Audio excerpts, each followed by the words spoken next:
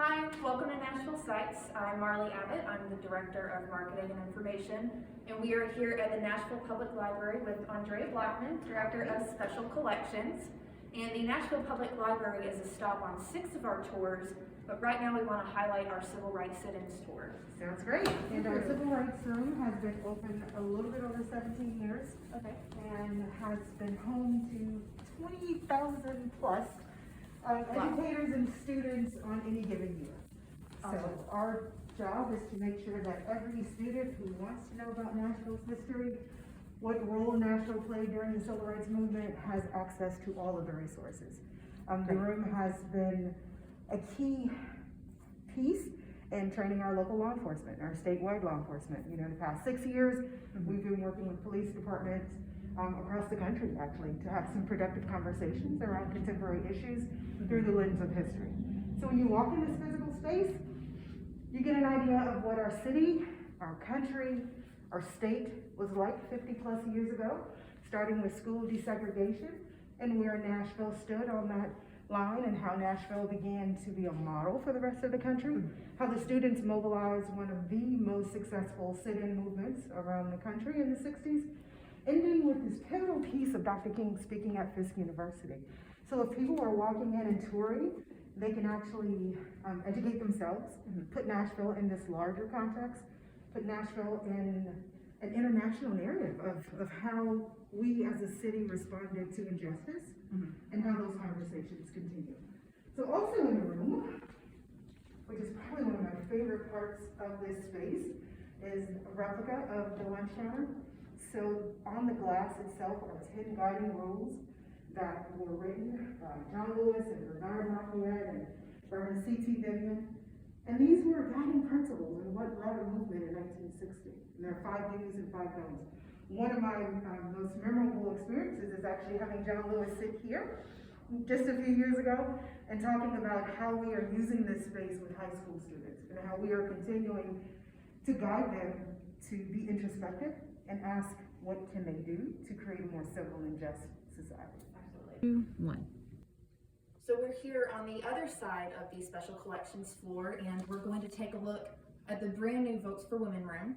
2 of the contributors to this project are Dr. Carol Busey, our county historian and a professor at Vol State, and also Professor Linda Wynn from Fisk, both of whom have helped with a lot of Nashville Sites content, and we want to learn a little bit more about the Votes for Women room. We're getting one of the first major looks at it. You are. So this space, unfortunately, has not been open to the public yet. So this is an amazing sneak preview for you all. It is our newly added space to our special collections, which highlights not only Nashville's role in the ratification of the 19th Amendment, our Votes for Women space, but it also lends itself to some very contemporary conversations. You can see the curated spaces on both sides, you know, whether it's an image of a young lady today or Shirley Chisholm. Part of the curatory team is Rebecca Price, Chick History, and also Tasneem Grace, one of our staff members as well. And so you see Tasneem and Rebecca and Linda and Carol Busey all in this space. And so it's amazing to work with such a group of knowledgeable women of history, and also how do we make this history relevant. So when you walk into the physical space, you are greeted with what we call our halo of voices. And we strategically selected 8 different quotes from amazing women around, throughout contemporary times and also historic. So we have over 100 plus years of history in this room, and the voices still speak to us today. The timeline, we wanted to make this timeline not only about Nashville and place Nashville in the center of this ratification story, which we know it is, but also to lend to some very little known history facts about some amazing people who continue to contribute. So you can see it's not only historic, but it's also contemporary. Absolutely. The photos and the montage and the timeline, and even this interactive space. And so when we open to the public, one of the things we'll be so excited about is engaging, whether it's scholars or students or young people or just tourists, in the democratic process. And so we have real-time voting machines and buttons. So we could have a group of students from Meg in here, and we could ask them what's your opinion on standard school attire? Vote yes, vote no, and actually it's real-time voting. And so it's very interactive, and we have enjoyed conceptualizing what this space will be once we open.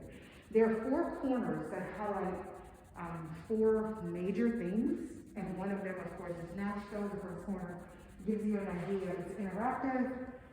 It's it places Nashville in this place and space on this block, right where the Hermitage is. What happened here in Nashville? You hear the voice of Elaine Weiss on the video of putting Nashville into, of course, the larger conversation. Moving from this corner, we go to the second corner, which is about the people. Who were some of the people who were active and mobilized of the movement? And that's what we're calling it, because it was a movement and it is a movement. And what was that Nashville Alliance like?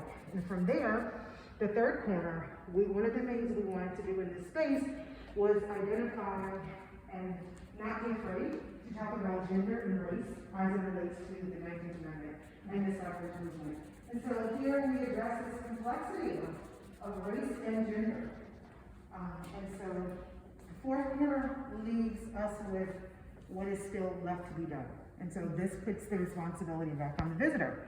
Absolutely. What do? We've learned 100+ years of history. What's our job and our responsibility? And that's a personal space. That's a space where young people and just visitors can determine what is left to be done. If you want to learn more about the Nashville Public Library, you can take our Civil Rights Sit-ins tour, our Capitol and Church architecture, civic and public spaces, downtown schools and education, old-time religion, or finally our Women's History Highlights tour.